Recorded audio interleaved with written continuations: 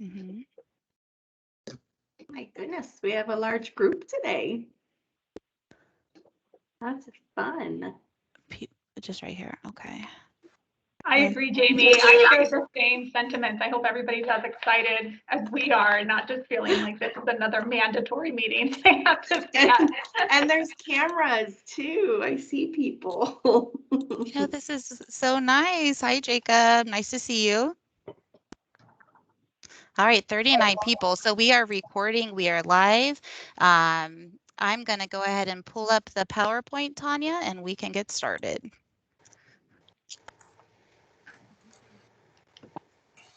All right. Are we good? Can you see it, Tanya? We can. We're good. Thank you, everybody, for joining us today.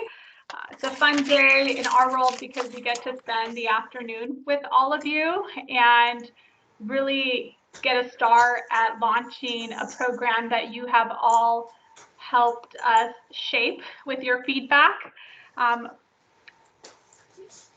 I just wanted to share, I don't know if Lindsay shared it, we are recording today's meeting just for the purposes of, again, wanting to make sure we have this resource available for folks on your team and on our team, perhaps that could not make the meeting, but will be instrumental in getting our Emergency Solutions Grant, or ESG, coronavirus funding program started. So with that, we'll just go ahead and jump right in. I just want to remind you guys one last thing. If you can, please make sure to mute your devices because we are recording. We want to make sure that we're only hearing you if you want us to hear from you. Know that there are definitely points throughout this presentation where we break because we want to get your feedback. So we do look forward to hearing from you. All right, so you're here today, again, to help us kick off our ESGCB program in Riverside County. We absolutely cannot do it without you. And last week when Lindsay and I got together to prepare the agenda, we really wanted to sort of streamline the focus to really allow for each of you to introduce yourselves, but then for us to jump in and talk about vision, goals, and timeline. I know that many of you are eager to get to the section where we talk about the timeline. I've been getting lots of messages about contract spending, those types of things. So know that we will spend some time of our focus there. We also really want to talk about what the activities and service provisions look across all 5 supervisory districts. Like you, we are absolutely committed to make sure that any person in our county who is in need of street outreach, emergency shelter, and permanent housing services has the ability to access those in an equitable way. And so we appreciate you coming alongside of us to help us do that. We will, before ending, review some of the commitments you made when you applied for ESG. The application was due back in April, and so as Lindsay and I were developing today's agenda, we were like, it would be a good idea to remind folks what we all signed up to do, our team included. And the last segment of today's workshop will really focus on talking about next steps and where we go from here. And with all of that in mind, what I absolutely want to recommend for you to do is to have a pen and a notepad ready to write down your questions, write down your comments, write down any ideas you have, because this is very much, intended to be a coordinated effort. And so while we have already received a lot of feedback from you, we know that there are always new ideas emerging. Some may come to you throughout this meeting, some may be sparked by something someone says.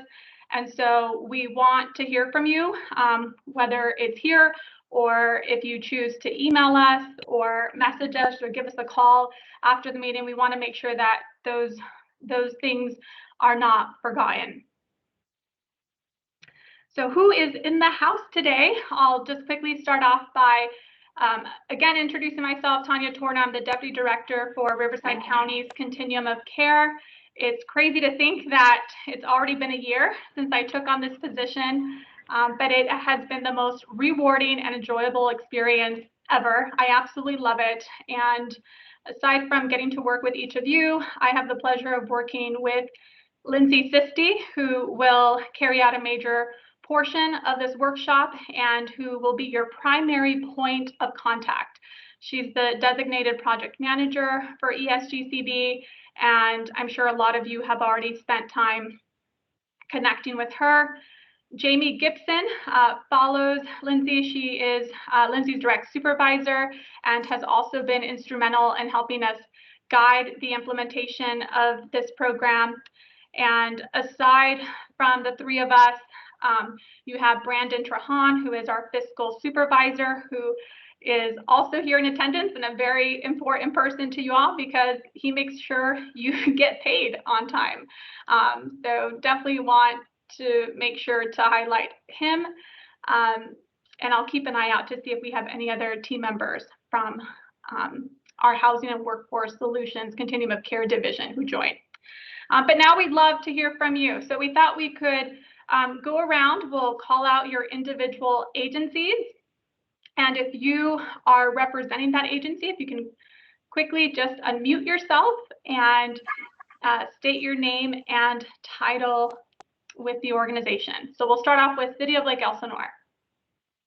Hi, everybody. Nicole Daly, Deputy City Manager for the City of Lake Elsinore. Thank you. Thank you. Anyone else from City of Lake Elsinore? All right, we'll jump to City of Marietta. Hello, everybody. Brian Ambrose, Senior Manager. I'm over Parks, Library, as well as Homeless Services. Welcome, Brian. City of San Jacinto. Cynthia Espinosa, Assistant to the City Manager. I oversee community outreach, and I'll let Robin introduce herself.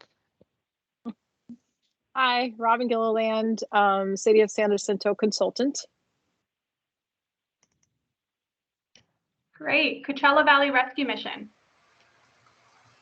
Hi there, this is Scott Wolf, Development Director. Kimberly McKinney. Mark Escobedo. Shannon Curtis. Marcy Trevino. And I think Mark McGowan also. Yes. Okay. And it's other Mark. Did I hear you on the call as well? Two Marks. Yes, Mark Two Escobedo. Marks. Got it. Good Mark. CVRM representing today. Thank you. We love that you are represented and in good number. Department of Public Social Services, Adult Services Division. Grace Belucio with the Crisis Response and Prevention Services team. Linda Salas with DPSS, Adult Services Division. I am the Admin Services Officer, and I believe we have additional staff from DPSS, so I'm gonna let them introduce them. Tamika Denny with Adults Admin. Hello, everyone. This is Crystal Carrillo with DPSS Administration. I'll be working hand in hand with the Adult Services team and HHPWS.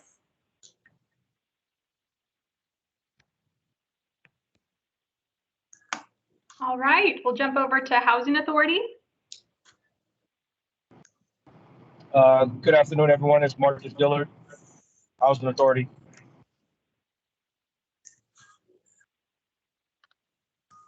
Excellent. That's it. It just means.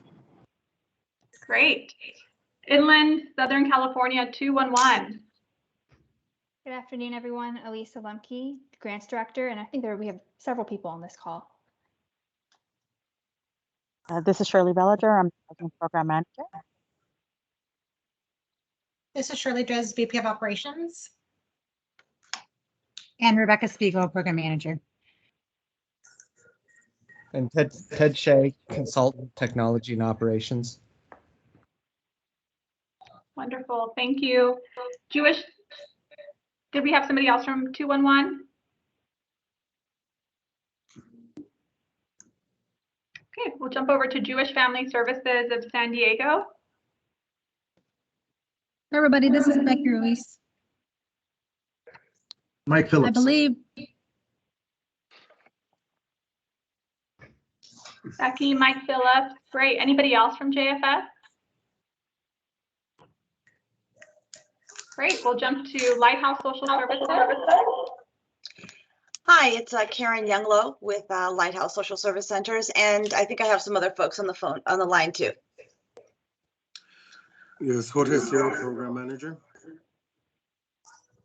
Janine Cuevas, Case Manager.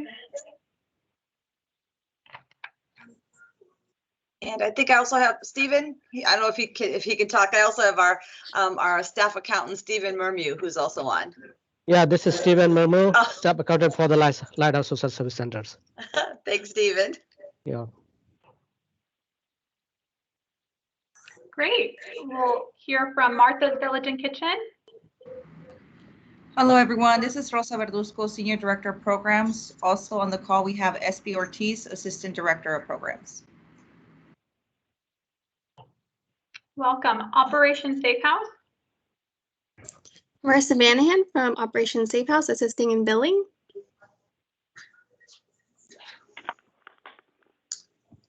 Julie Hale from Safe House.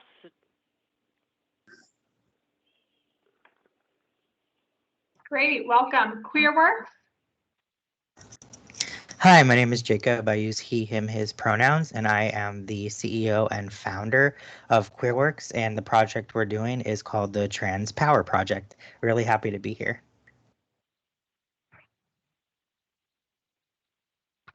Thank you. RUHS Behavioral Health. Good afternoon, Marcus Cannon, RUHS Behavioral Health. Good afternoon, Merle Cabazon, RUHS Behavioral Health.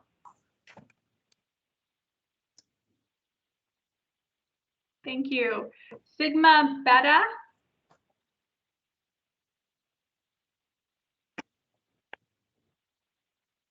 Okay, we'll come back and check in with them after. Social Work Action Group. Hi, everybody. David Reyes with SWAG. And Larissa Call. Thank you. Starting Over. Hi, everyone. Vonia Quarles with, and I think I'm the only one here so far. Thank you. UCR Health. Do you have anybody from the University of Riverside on the line?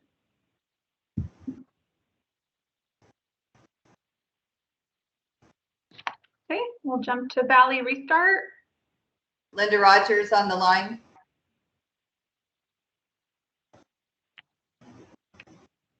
All right, we almost got a perfect attendance. I think we have about two groups missing, and we'll check in with them after. But love it. Looks like we have 48 people in attendance. We really appreciate you guys joining us here today. And with that, we'll jump in to talk about our vision goals and the timeline. I'll say this before jumping into this part is we really wanted to use this meeting as an opportunity to connect with all of the program directors, managers, leaders, so supervisors, anyone on your team that will be helping oversee the coordination of your project. And know that towards the end of this presentation, definitely before leaving today, as part of our next steps, we'll talk about some of the strategies that we're looking at implementing to begin to meet with some of your direct service staff, which include housing navigators, outreach workers, case managers, and other essential staff who will be providing sort of the frontline support as we say it. So every program has to have a vision. And ours just happens to be about 2 pages long. But no, in all seriousness, we really did our best to try to simplify what each of you have spoken to, which really talks or speaks to strengthening our existing homeless delivery system. And we know that we can accomplish that by building a whole community approach that definitely recognizes that each area of the county has a very, may have varied needs, but that doesn't mean that, right, we can't implement services in a more coordinated way. So you'll see a lot of key words here that again, we've taken from you, which include, making sure that on a regular basis, we're looking to our data to tell us where we need to allocate resources, and looking at ways that we can strengthen system capacity.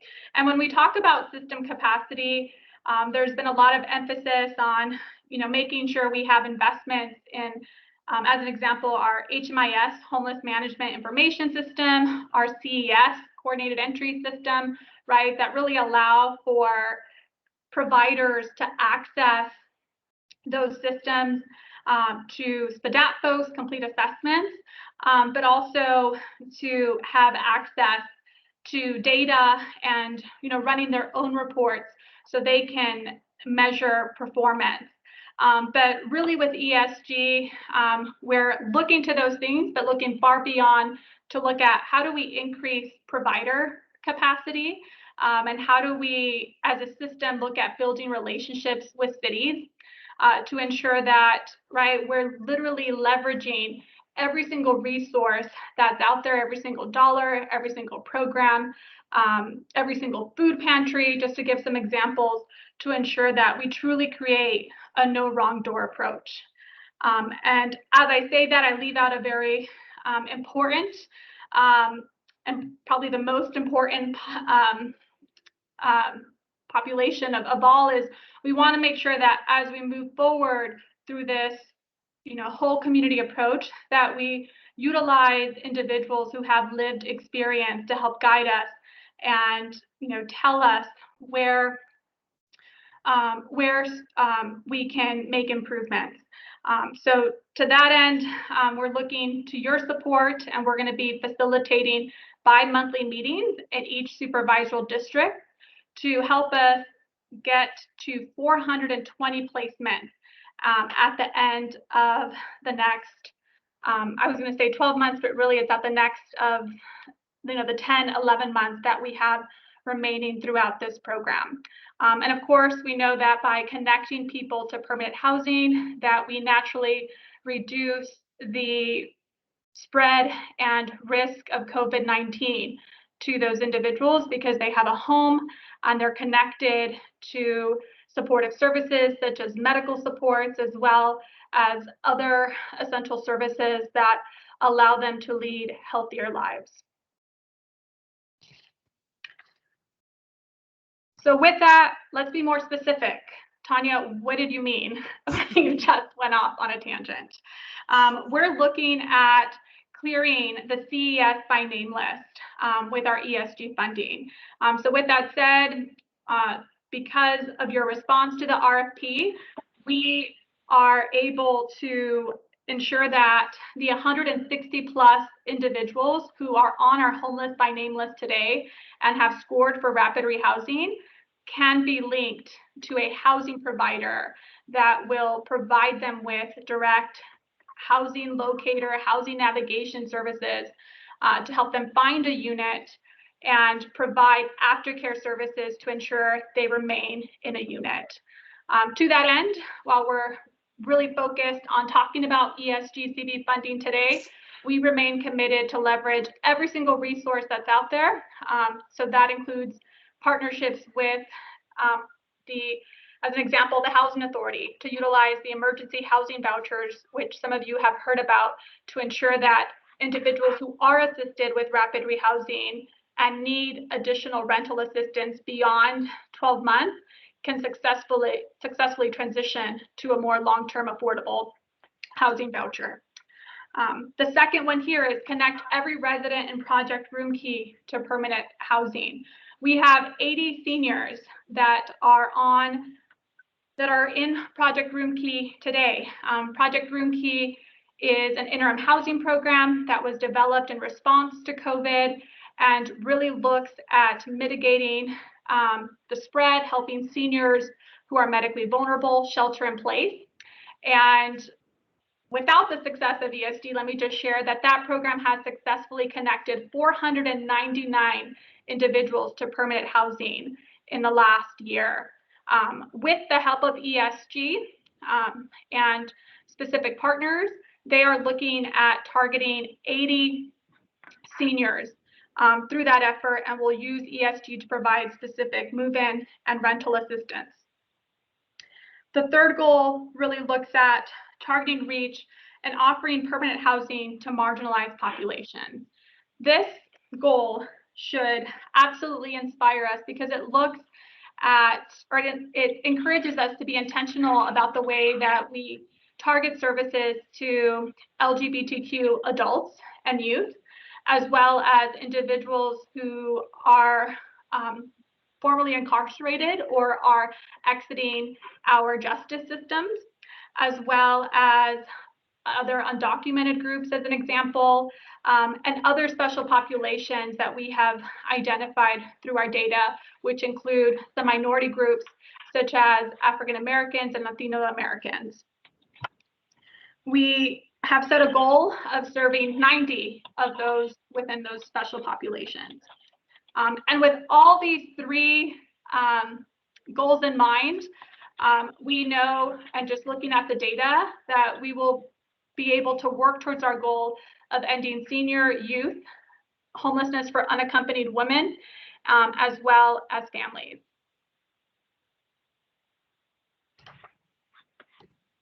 So here's the fun map, and you may recall this fun map because we definitely showcased it during the original, I think, RFP orientation that we did, as well as the COC and Board of Governance meeting.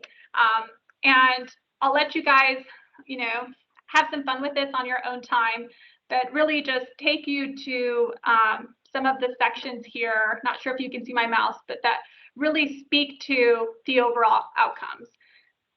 The outcomes that you heard me just say earlier were just focused on permanent housing placement. But the number of people that will actually be reached and touched through street outreach services and other supportive services is actually higher.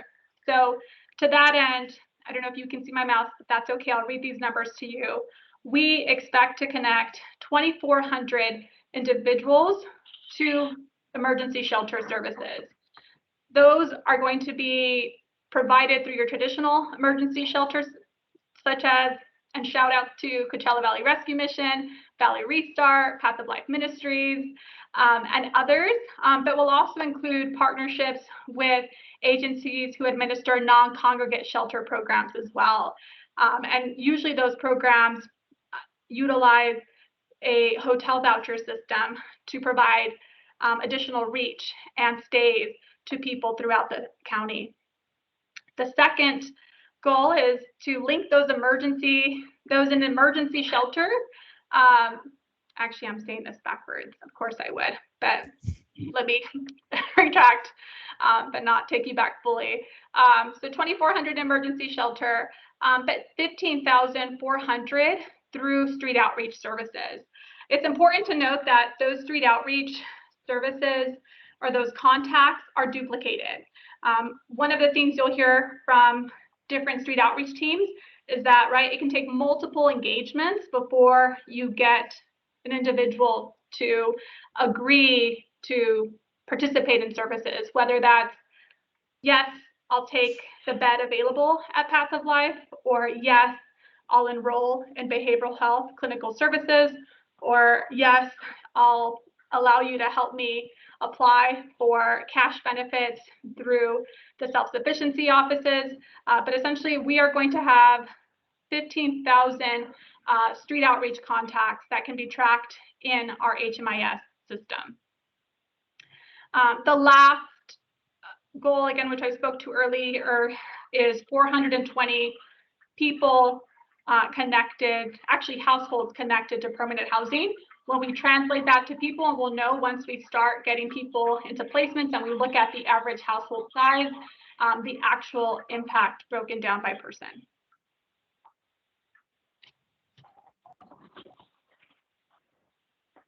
You know, I'm throwing lots of information your way, and I promise there's a slide here after this one that will allow us to open up for questions. But before doing that, I did want to share the expenditure deadline. I know we have a lot of fiscal people on the line who have done a good job at reading their agreements and are probably putting some pressure on the program staff to say, why are we nowhere near meeting the goal? So the reality with ESG, as has been with a lot of our state funding, is that the agreement with the state came out a lot later than we anticipated. With that said, we have some good news to report. Last week, we met with the state and they shared that as a result of those delays, they are going to give us some flexibility around this timeline. So with that said, we know that the majority of you have not spent 20% of your funding. However, we have shared with the state that we are going to try and get as close as we can in meeting the 40% goal by September 30th. I realize that does not bring you comfort because if you haven't started your project, you haven't received your agreement, right, you're probably looking at me wondering, or the screen wondering, like, what does this mean? What I'm asking for us is that if you are able to begin services, that, right, some of you have already started to do that, major thumbs up. The second update I can give you today is that all of the agreements that have been signed by your agencies are at the desk of our assistant director and will be signed within the next week. So right now, again, our ask of you is if you can start up services, do. If you can't, it's okay. You know, just continue to communicate with Lindsay Sisti, project coordinator, to provide your projections so we know how close you will be able to get to the 40% deadline. With that, I think it's important to highlight that that in the last few weeks, we've already been able to spend down $5 million of our total $32 million award, which is outstanding and really has proven to the state that we are committed to not give any dollar back to them in return. So we want to try to remain as close as we can to this timeline. Know that at this time, no one is in jeopardy of losing their funding, and we do expect to get you the contracts back by the end of this week, early next week. And with that, we'll pause here and just see if anybody has any questions, thoughts, feedback before we go into some more specifics about how the funding can be utilized and the commitments made by agencies. Hey, Tanya, it's Marcus with Behavioral Health. You're right, the 40% deadline by September is not entirely comforting. I mean, it's better than not having the allowance, but will your agency be asking the state for further allowances? Yes. So what I can share is that the state is not holding us to that hard 40%. And their ask is similar to what we're asking of you, is let's just try to get as close as we can to that 40%.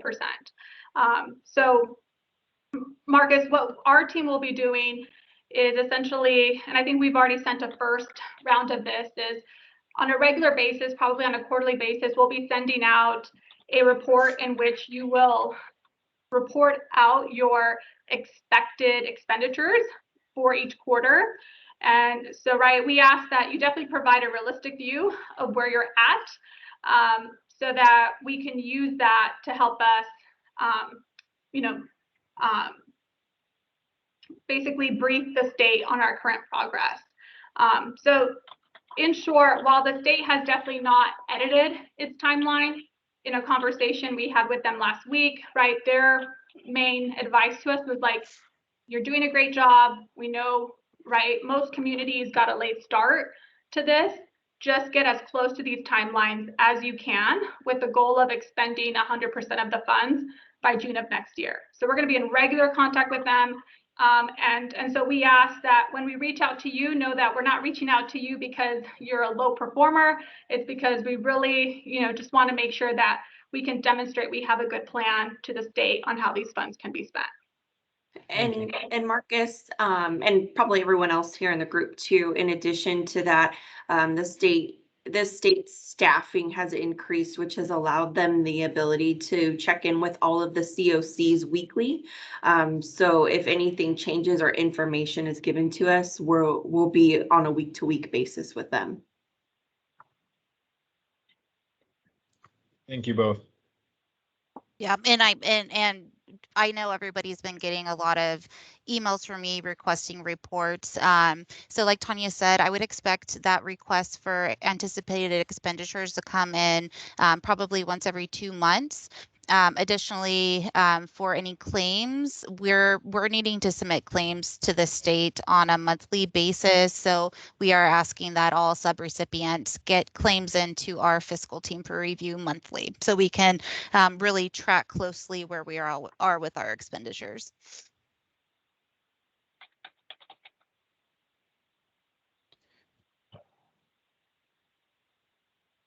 All right. We'll go ahead and jump ahead. I'll go ahead and jump ahead. Just to, I can't see if hands go up, Tanya, so please let me know if any hands fly up. I'm working in the blind here, but hi everyone. I know I've met many of you. My name's Lindsay Sisti, and I know you get lots my name popping up in your email all the time, but this is the face behind the email. We are going to now jump into activities that we're funding under ESG CV. But I wanted to give everybody a little context. I know a lot of people introduce themselves, but what does that mean? Right now we have 35 contracts pending execution from 19 different agencies. 14 of the contracts are for street outreach programs. 6 are for rapid rehousing and 10 are for emergency shelter. Like Tanya said, most of the contracts are on our director's desk to be executed in the next week. But if you have not submitted your executed contract, I know there's a few agencies out there, or if you're not sure on your status, please reach out so we can make sure we're all on the same page and know what's going down with our contract. So please reach out to me. So the 3 activities that we are funding with it's actually $33 million with round 1 and round 2 of our ESG CV are street outreach, rapid rehousing, and emergency shelter. So with our street outreach, this is to provide essential services to reach out to unsheltered homelessness, whether they're in encampments, in their cars, on the streets. And really the main goal of street outreach under ESG is to get households linked to shelter and permanent housing. I think we recognize that, with our more hardened homeless that have been on the streets for a long time, they aren't going to be very trusting or be willing to accept housing on the first go round. But with our increase in capacity and what's going to be coming with the increase in collaboration with 14 new teams spread across all 5 districts, we're hoping that, with more engagement and constant connection, we will work over the next year to get as many households as possible into shelter and permanent housing options. So street outreach, that consists of engagement, case management, emergency health, mental health services, and transportation. I'm very proud of the applications we're funding. We have a lot of teams that are incorporating medical services that can happen out on the streets. therapy that can happen out on the streets. And we have specialized groups doing outreach. We have, starting over, serving our formerly incarcerated, Operation Safe House specializing in youth, Queer Works specializing in transgender non-binary individuals. So we have a lot of exciting projects. And I think with increased collaboration, we can all work together with our strengths to serve our homeless. Eligible activities under street outreach. And again, this is not all inclusive, but just highlighting some of the main activities. We'll be providing PPE, so personal protective equipment, masks, hand sanitizers, toiletries, other supplies, engagement and unsheltered individuals, connecting them to the coordinated entry system and getting them into our congregate and non-congregate shelters. For those not familiar with those terms, I know we have all levels of experience on this call, but our congregate is our traditional shared space shelter, with social distancing, and our non-congregate is our shelters where individuals have their own space. So for example, Project Room Key, each household has their own motel room so that they're able to distance themselves in response to the coronavirus. And we want to get individuals linked to rapid rehousing, which again, we are heavily investing in rapid rehousing on our community so that we can get more people linked into permanent housing. We're going to be ramping up our street outreach efforts. Again, with the 14 new projects, we're greatly increasing capacity across the county. And we're planning on, with these bi-weekly meetings, to halt the silo work and start really collaborating and leveraging each other so there's less duplication and our teams have further reach. Transportation can be provided, again, linkage to health services and mobile assessments done through our clinical and medical teams that we are funding. The next major activity we are funding is rapid rehousing. So rapid rehousing, for those not as familiar with this concept, it is about getting our homeless households into permanent housing solutions as quickly as possible. So this can include rental assistance. For this program, it can be up through the duration of the contract. And the goal is to get clients as quickly out of homelessness into housing. What I'll say about that is rapid rehousing is we really want to do progressive engagement with rapid rehousing, which means really lightest touch. So if a client only needs security deposit assistance in order to get into a unit and sustain housing, we don't want to give them 12 months of rental assistance. You want to give the clients what they need, not what they want, so that they can be successful. On the flip side, you might have a client who it's going to be really tough getting them into housing. You'll need landlord incentive and intense case management for the full period of the contract. So it's important when you do your intakes and assessments that you determine what is the appropriate level of support you're providing households through rapid rehousing. Eligible activities under rapid rehousing again include short and medium term rental assistance.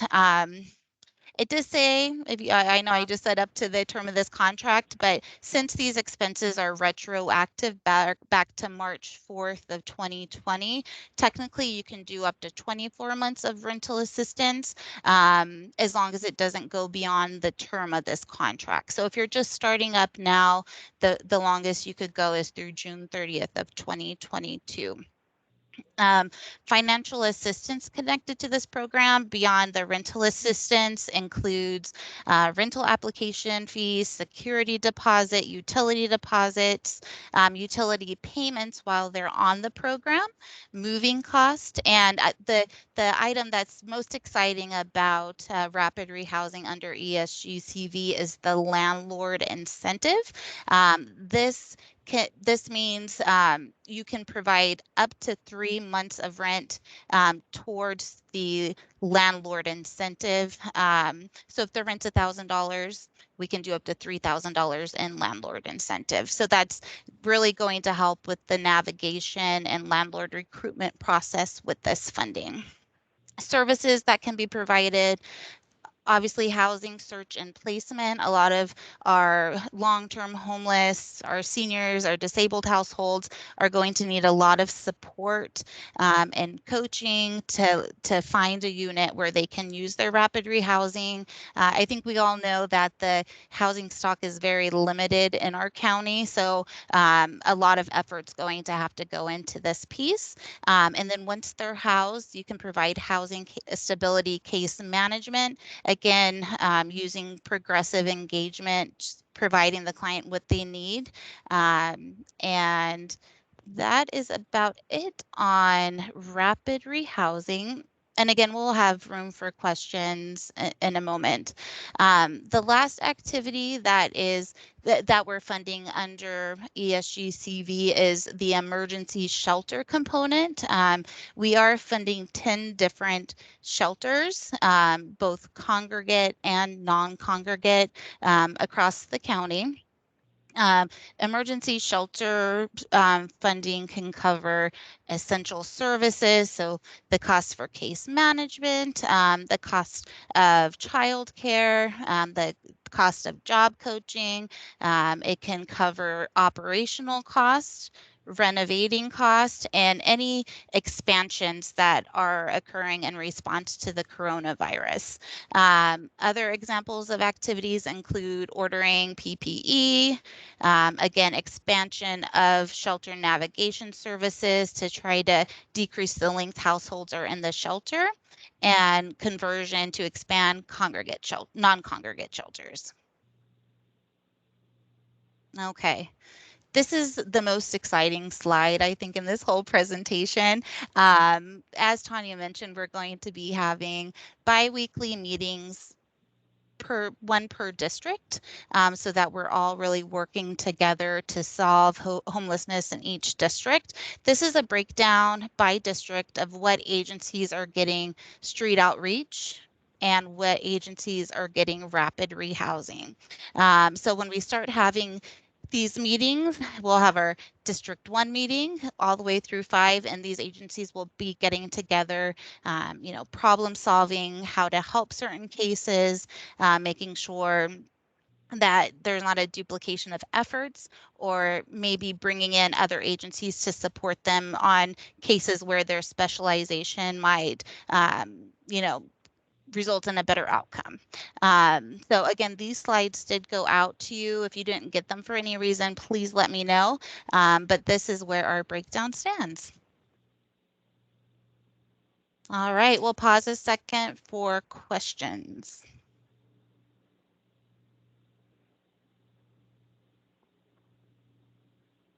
I must have been very clear with my explanation.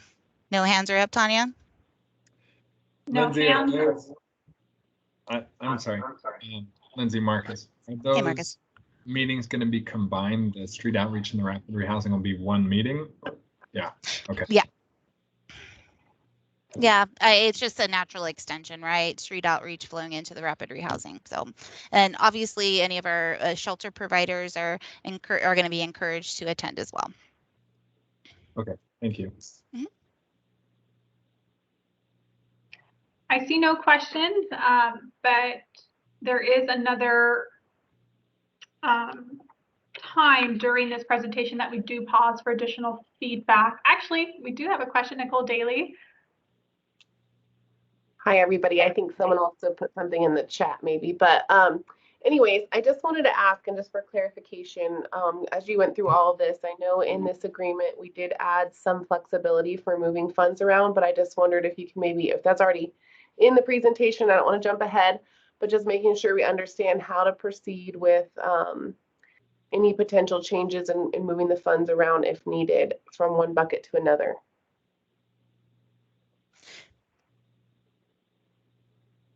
And Tanya, I guess I can comment on this. And I know we have Brandon Trahan from our fiscal manager as well. But yes, absolutely. We did include much more flexibility and sort of lumped funding into more general categories.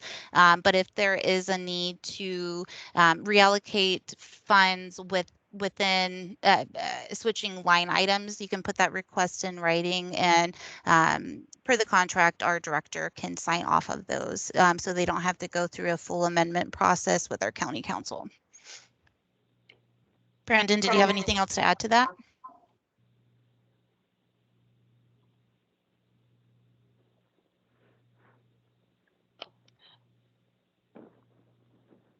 Lindsay and Brandon might need a second, or he might want to draft something up and send it up to everybody in regards to the specific process to adjust budgets. But Casey Jackson had a question wanting to know, and I think it's in reference to emergency shelters and as to whether they will be divided by district. And if I got it wrong, Casey, I apologize. I just didn't have a way to raise my hand, sorry. And I didn't want to just jump in. The question is really the meetings that you're going to have for outreach and RH. Are they going to be done by district, or is it going to be kind of like the CES meetings? Because our outreach manager really wanted it to be by district, simply because then they can coordinate those things. Yeah, well, your wish is coming true. So we are doing by district. I think we recognize that this might be a slight burden on some agencies that maybe have funding across all 5 districts. I think our hope is at least one representative can attend each meeting, again, so that the coordination can be more regionalized. And I will say, Casey, that your outreach coordinator totally shared that idea with us, which is how we resulted to this schedule. So just an example of sharing your feedback with us totally makes a difference. I thought he might have, and I'm pretty sure he does, but sometimes he's like, can you go and make sure? And I was like, sure, no problem. Can you make sure Tanya does what I actually asked her to do? Anyway, I'm glad he did. Thank you. Good. Okay, if we don't have any other questions, Tanya, we can jump over. Oh, there's another question. Sorry. Rosa Verduzco. Hi, ladies. I have a question that has nothing to do with what we're talking about. It's more about the follow-up boot camp for all frontline staff. And I wanted to know if we were going to have access to, or are we able to see the programs in HMIS before staff attends this meeting? Yeah, we'll definitely talk about the launch of those workshops, but Rosa, I'm glad you brought that up. While we did not include an HMIS slide, we had intended to share that we currently have our HMIS team working on providing us with the status of each project setup in HMIS, and they are tasked with using the next week and 2 weeks really to work with your teams to ensure that we have those clearly, those projects ready to go before or closely after launch date. So yeah, absolutely, and I will follow up on this. Also, if you have not, if your agency hasn't set up a program setup form for your ESG CV, please send that over. It can come to myself.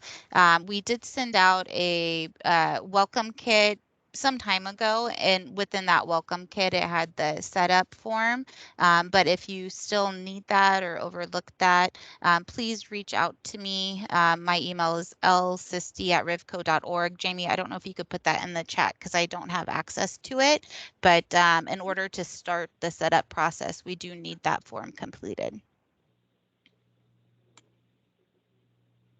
All right, I think that was the last question. We'll go ahead and jump in again to review commitments by agency. As I referenced earlier, these are things that as you responded to our bidders application, that each of you checked off and said, I so solemnly swear for the rest of my life to, I'm just kidding, that essentially you agreed to support us in these activities. We'll start off by briefly talking about some of those commitments for street outreach services. And again, we're loving the fact that all of you are committed to making sure that an engagement in the field or a direct contact that your street outreach team has with someone who is unsheltered, whether at an encampment, at a street corner, right, that we agree that, right, there should be continuous follow-up until we can successfully link that person to housing. The goal always being emergency shelter, whether that's congregate or non-congregate shelter, but also recognizing that a large portion of our folks desire to go directly from street outreach to a private rental housing unit, which is, again, totally fine. It just makes it so much easier, doesn't it, when we can have an interim housing placement where they can rest while we help them with that housing locator piece. So on to the specific objectives, we have 6 of them. The first one being that we want to ensure we have a plan to cover our entire Riverside County geography. And to that end, we agree to utilize technology, but also those bi-weekly, bi-monthly. I think in the end, those two things mean the same thing, but we're going to be meeting every 2 weeks, allow for us to really make sure that, right, we can successfully pin a place on a map and say, we've been there, we're going to go out there today, or we were out there today. So that means tomorrow we're going to be out in this area of the county. And so when we talk about the county, we are ensuring coverage to all 5 districts. And as we talked about earlier, again, making a commitment to link people to emergency shelter and to permanent housing when we can. The 4th objective really speaks to making sure we utilize your teams for, the skills that you each bring to the table. Just to use some examples, right? We have some outreach teams that are really focused on targeting people that are formerly justice involved individuals or youth or people with behavioral health and other, clinical issues. We also have medical teams through UCR Health that will be available to provide physical screenings to people in specific districts. So again, making sure that during those case conferencing calls, we're looking to our data and our initial assessment of a specific site to say, in this area, there's a large group of perhaps medically fragile seniors. What teams, does it really make sense to send to that area on that specific day, week, or so? Objective number 5, again, really speaks to make sure that we're being intentional about looking at specific marginalized groups that often aren't accessing our services. And it's not because there's, they don't want to, it's because, right, they don't know what services are available. Perhaps there's, perception out there that if they were to access these services, as an example, looking at families with children who have an open or child protective services case, right, and be fearful that their kids will be removed, or that former foster youth who is worried that, integrating or participating in our services is going to, require them to have, once again, some involvement with the juvenile court system. So again, just really looking at removing those types of barriers that sometimes prevent people from accessing our services. And we look forward to working with all of our teams, but specifically, I think we had 2 organizations that signed up and said, that's who we want to serve. Number 6 really looks at, right, making sure that through street outreach, we provide continuous training to all of our teams so that we're all prepared to provide low barrier, trauma-informed, culturally responsive, housing first, supportive services. And what I will say, kind of jumping ahead, since we're talking about street outreach and then jumping into the goal of rapid rehousing before handing it off to Lindsay, is that Marcus Dillard from the Housing Authority has graciously agreed to help lead those bi-weekly calls. So we appreciate him being a participant today and helping us join, and know that moving forward, he will be joining both Lindsay and myself during those case conferencing calls. Perfect. Thank you, Tanya. So we're going to move on to the goal of rapid rehousing and then the objectives. When you applied for this funding, you agreed to. A lot of them mirror street outreach, so there's a little repetition here. But again, the goal of rapid rehousing is to prevent, prepare for, and respond to the coronavirus by getting families into shelter and permanent housing options as quickly as possible by providing both the financial aspects, so the rental assistance, the move-in incentive, landlord incentive, and then providing supportive services as needed for the individuals to stay successfully housed. The first objective for rapid rehousing that was agreed to, again, we've been talking about this, but it's important. The efforts are going to be coordinated with the ESG CV. The funding was awarded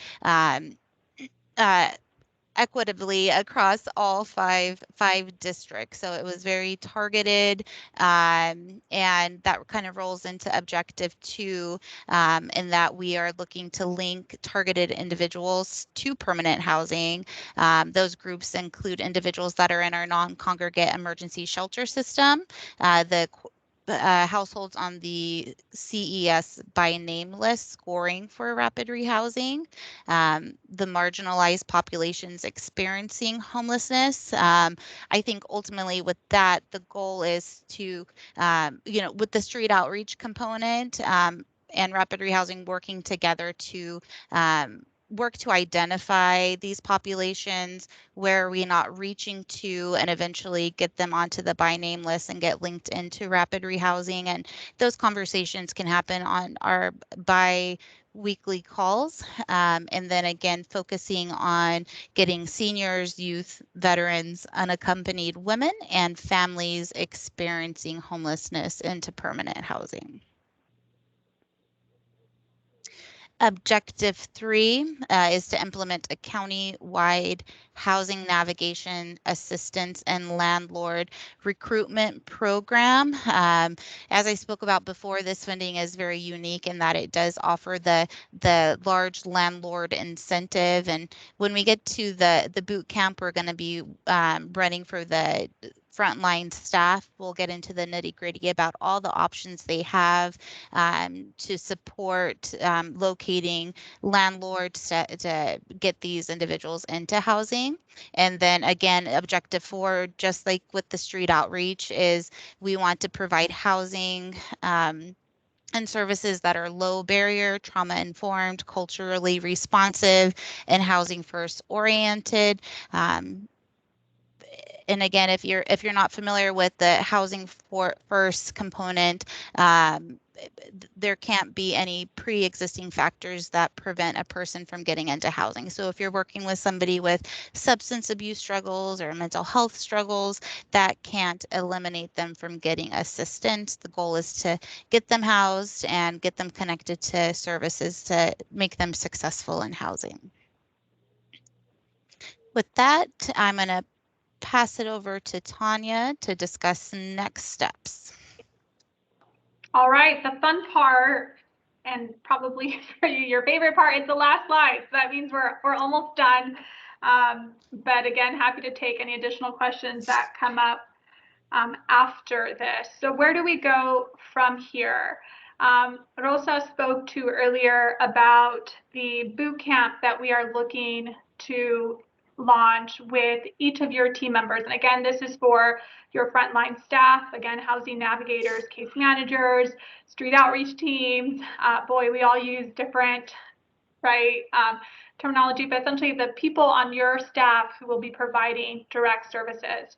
Of course, if you know me, you know that I'm always setting very ambitious timeframes. And so with that, we're looking at launching a boot camp next week. We are looking at securing, actually prior to really this last week, we were looking at securing a venue where we could bring the teams together in person, just because we felt it would be a good opportunity for us to really focus on team building, allow for each of your team members to, have some direct interaction with some of the other teams that they'll be directly working with. In light of the new or the increases we're having at the county as it relates to COVID, I think we're really now looking at, how do we still do something perhaps that both is hybrid, allows for people to call in, but for people to participate in person in a very, safe environment. So with that, stay tuned. We'll have more information to you by tomorrow. Again, like you, we're just really having to make adjustments as we go and as we get new information. Obviously, it's safer when you're out in the field providing direct services, but we just want to make sure if we do secure space that it's large enough to support things like social distancing. But either way, know that you can rest assured that it will absolutely support a hybrid type of model where your team members can call in to participate. So more to come on that. Yes, we were looking at next week. We realize not all of you may have all your team members in place. That's okay. For now, it's, send whoever you can. And if your teams, if you don't have anybody you can send, don't worry. We can easily integrate them into the biweekly meetings that we're going to be coordinating. As far as the schedule for the bi-monthly coordination calls beginning August 30th is the date that we're shooting for. You'll see our schedule for each district 1 through 5. This is a very preliminary schedule. We definitely want your feedback, whether it's here in this meeting to tell us, why specific times make more sense over the others, or why this just simply doesn't work. You're welcome to email us after this meeting too. I imagine some of you may want to go back to your team members and get their feedback on dates and times. Feel free to do that. We did try to take into consideration other regular meetings, such as the CES Housing Navigation meeting that is hosted every other Tuesday. And I think the next big step for us is really making sure we fulfill our commitment to utilize every other resource throughout the county. So with that said, we are looking at expanding our invite to those bi-weekly conference calls to include other non-ESG providers. And I mentioned some of them earlier, but as an example, right, inviting the housing authorities, emergency housing voucher program staff to participate in those meetings so we can facilitate a direct referral path. Other programs that we might want to consider include the CalWorks Housing Support Program, which provides rental assistance to families who are homeless and cash aid eligible. We also thought about utilizing Adult Services Division's Home Safe program, which primarily targets seniors, as well as Project Roomkey, as there may be an opportunity to utilize that program's interim housing to support placements for ESG that are pending permanent housing. So again, know that we will be doing a reach out to a lot of other partners, inviting them to participate on the calls as well, because again, we truly recognize that we need everybody to really help us make sure that we have some good deliverables and outcomes for the people that we serve. The other big piece is, again, we want to be intentional about making sure we keep our COC, our larger COC body as a whole involved. So you'll see updates during those meetings, as well as the Tuesday CES meetings that I referenced earlier. Another example, which I talked about at the beginning, is we are going to look at having quarterly reports that reflect all of our outcomes together.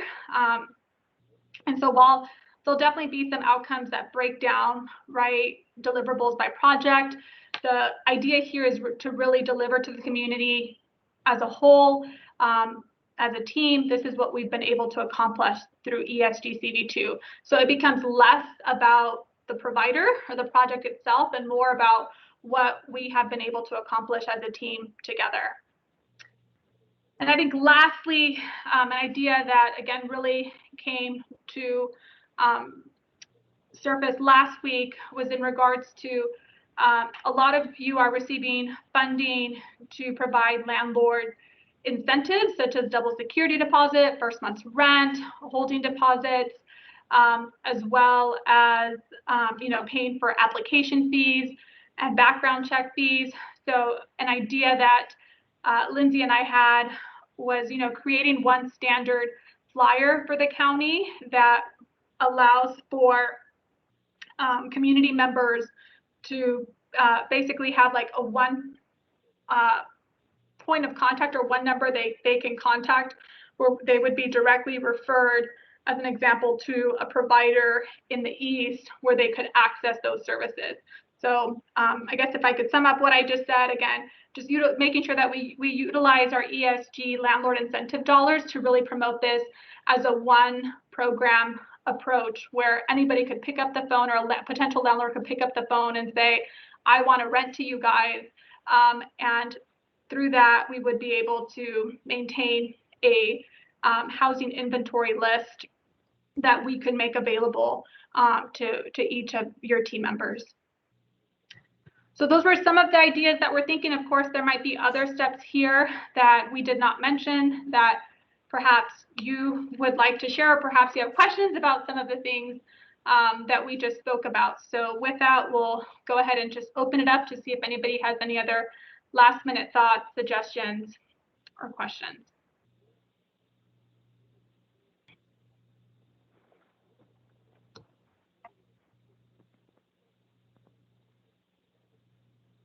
I'll look in the chat box just to see if there's anything there.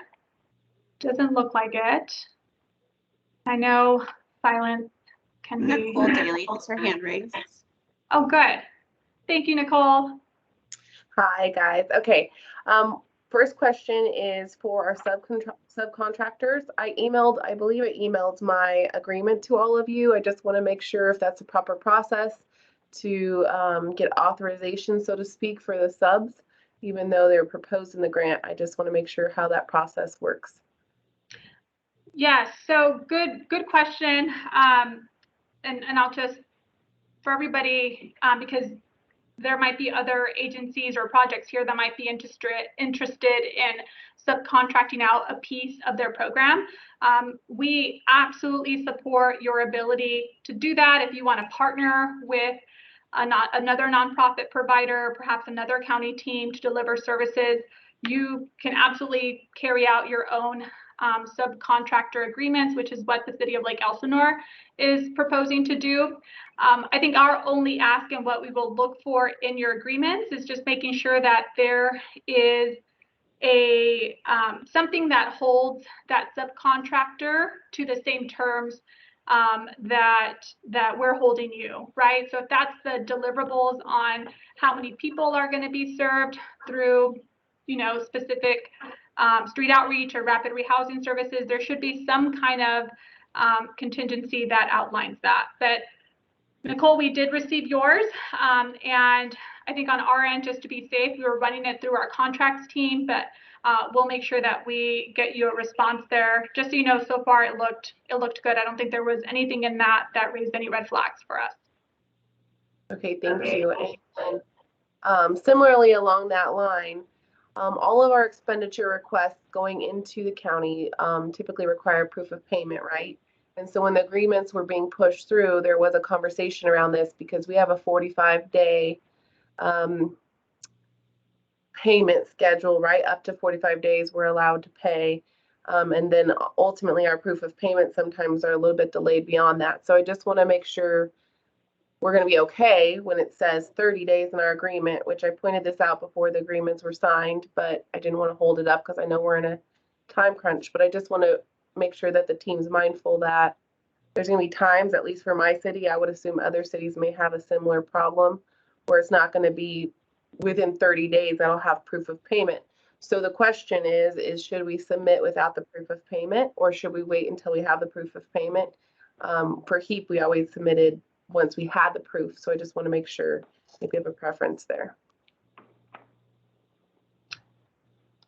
I am looking to Brandon Trahan from our team. I hope he's still here. He might have had to log off. And it looks like he did. I'm not seeing him on our participant list, but Nicole, you always ask all the good, smart questions that I just not talented enough to answer. So Lindsay, if you can help me write that one down, let's get it to Brandon so we can get a response out to the whole group. Yeah, Thank absolutely. And Nicole, I would bet money on it. He's going to want the proof of payment, but I will verify that with Brandon and send it out. I assume so as well, but again, I know the agreement specifies 30 days, so I just want to make sure. And then the last question I have is similar to, I love the idea of combining all the rental assistance. I think that'll be extremely helpful as we have residents contacting us, especially through COVID right now, really facing struggles. But is a similar type of document or web page going to be created for all of the agencies who are being funded through this program so that we're well aware of what programs are being offered in our districts? So maybe if our program can assist, there are other ways for, I know we've connected with Step Up on Second since they're serving our area as well, but I think that would be extremely useful for us to have as well so that we're maximizing the availability of all programs in our services. Yeah, I think that's a reasonable ask, Nicole, and I think something that we can put together. I think when our team was brainstorming on that, we also thought like again, going back to like those bi-weekly meetings could be sort of the space where your staff, right, and other staff could, bring up those special cases like, hey, this person reached out to us, they're not eligible, or we're not able to serve them because of this, and making sure that we don't leave those meetings without facilitating some kind of warm referral. But I do think what you described is going to be needed because a lot of the times the referrals you receive and we receive, right, get handed from to us from, as an example, Board of Supervisors offices or other spaces. So it'll be good to have some kind of centralized list where they can easily reference that. That's good. Great, thank you.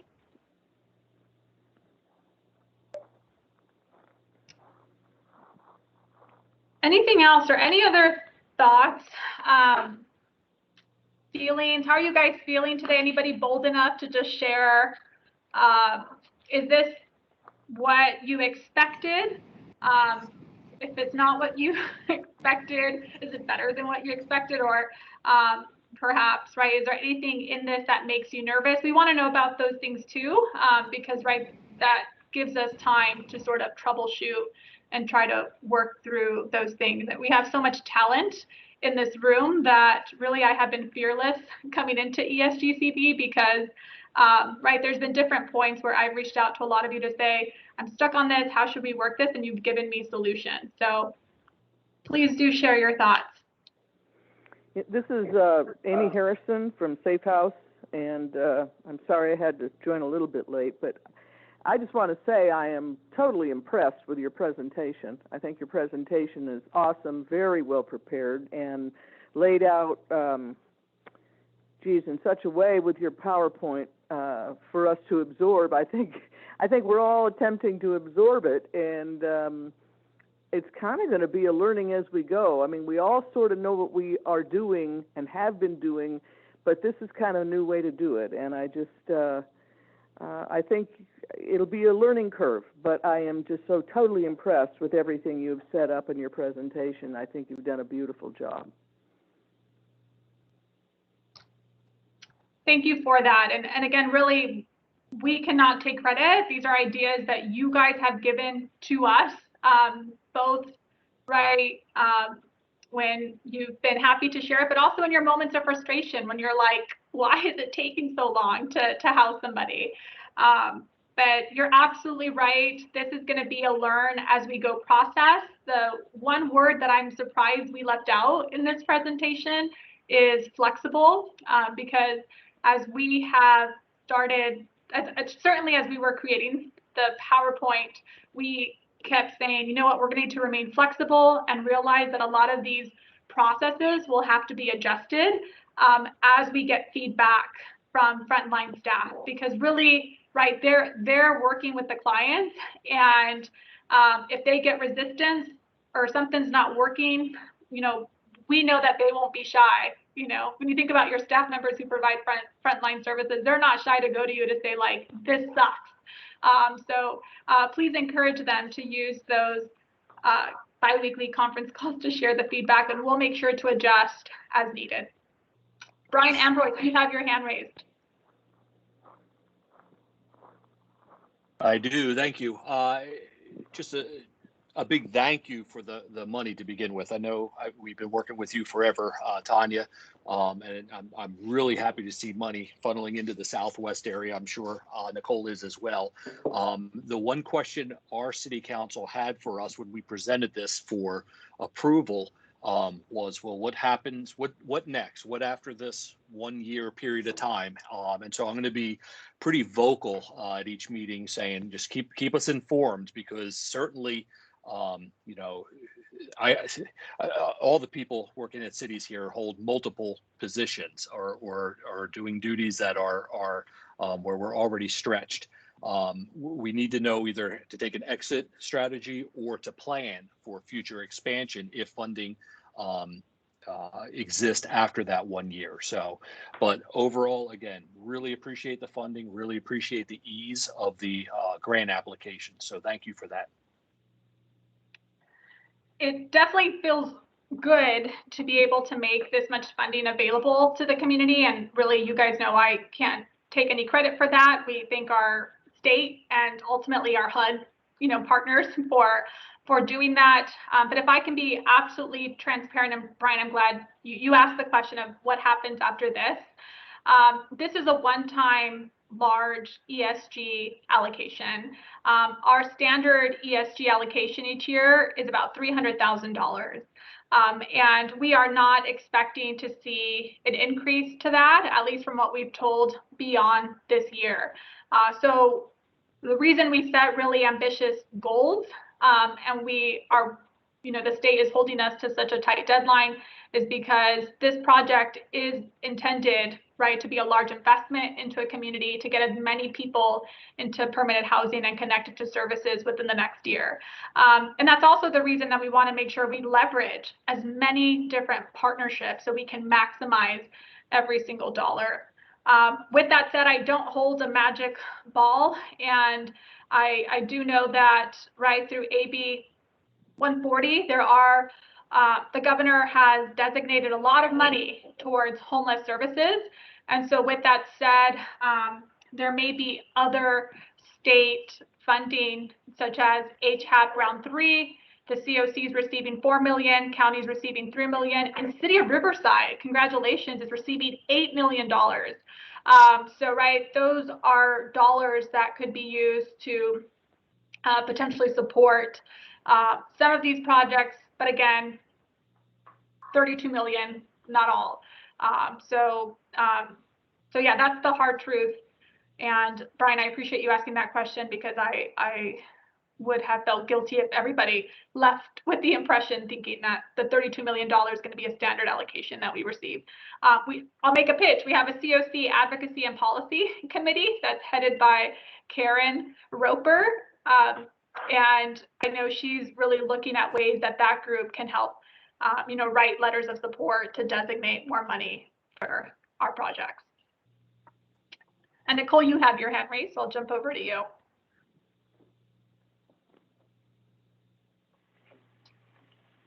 You're muted. Sorry, guys.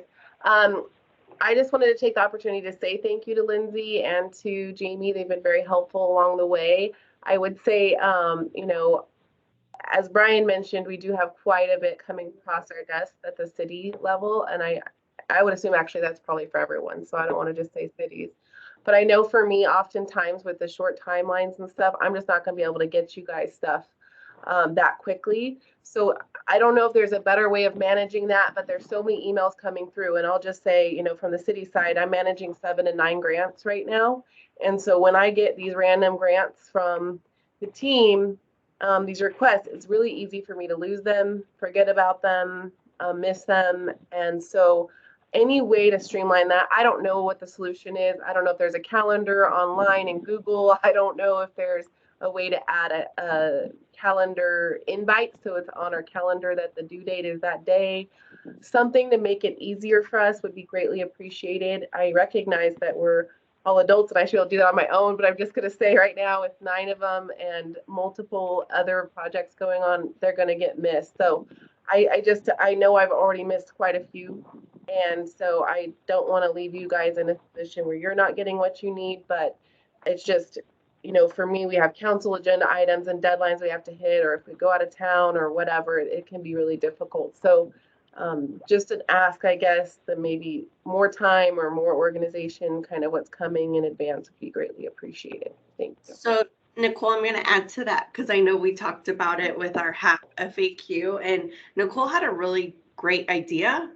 It just, I think on our side internally, just to make sure that we have all of our T's crossed and I's dotted, but her recommendation would be to provide sort of a Google Drive link and utilize it as like a live document. So you can send that one email to say, hey guys, you know, this is what we're sending out.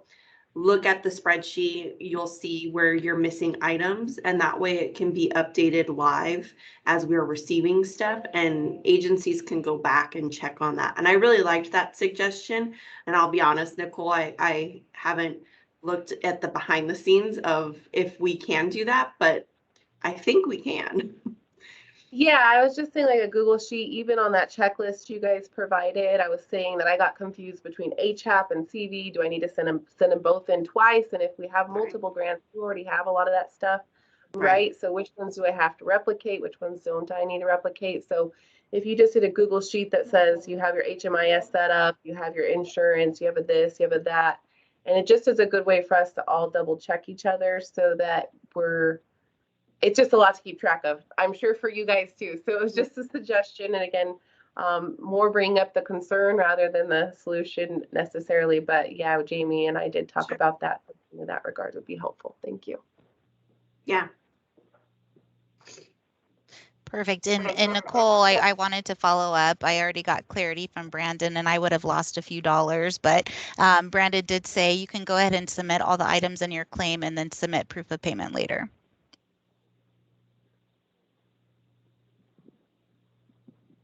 Great. And then we have a comment or might be a question from Robin Gilland with City of San Jacinto. Hi, everybody. I just want to start off by thanking Tanya. Your whole team has been amazing, and I'm so excited. This is the first grant for City of San Jacinto, and we're thrilled to be able to kick off street outreach out here, and it's a good start. So we're getting rolling out here. My question, and you may have answered it, and I apologize if you did, is when you're doing the different district meetings, will we have the opportunity to, even if it's just listen in to the other district meetings, mostly because there's limited resources out here. And so it might be good to know what is in the other areas, just in case I need to tap into an individual there, even if it's just ask a question. So just, I don't know if that's even an option, but I thought it would be worth mentioning. If possible, at least we all get the calendar and we can go if we can to each of the meetings.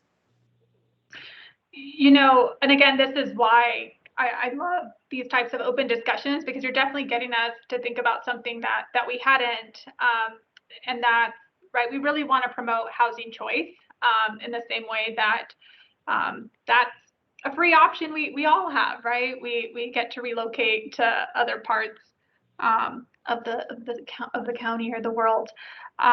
So I think, Lindsay, let's write that down to kind of think about. So one is, yes, we can absolutely welcome you. We'll share the schedule for all 5 meetings.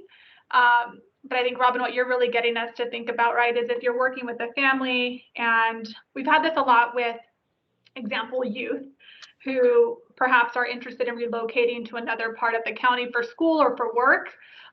So perhaps looking at how's the best way that we can make sure we facilitate a connection between your team members and a team in the part of the region that they're looking for. Also with families, right? With children who are interested in reunifying with their children. They may be focused on relocating to a different part where their support system is. So good stuff.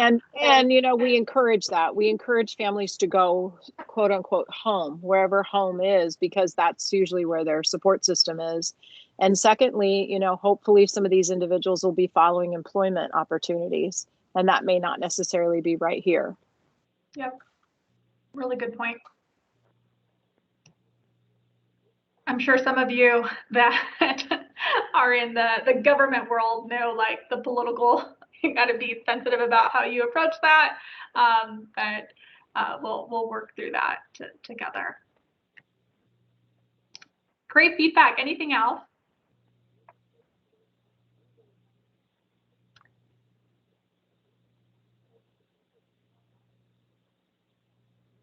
Great words from Vanya. I really appreciate the breadth of this group and the representation of people that are sometimes underserved. This feels like an opportunity to really reach some folks. So thank you all for being so intentional about doing this. Great message.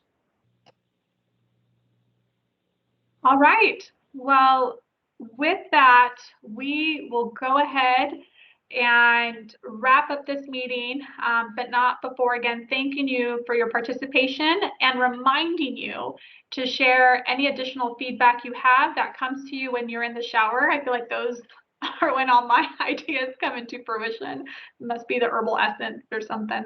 But give us your ideas. Share with us also what your concerns are. Please tell your team members that we will be reaching out to them to talk about the upcoming boot camp next week.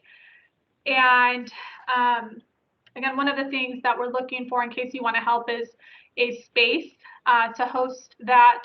But as I shared earlier, we are definitely going to make sure that we hold some kind of hybrid option so your team members can call in as well.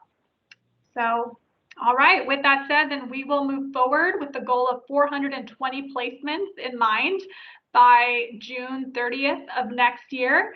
And we all appreciate you jumping on board to help us make that a reality for the individuals who are on our current by name list, are being assisted through Project Room Key, those in marginalized groups that need us to make an extra effort to make sure that they also have reach to these services, and knowing that these 3 things will allow us to end homelessness for seniors, unaccompanied women, youth, and families.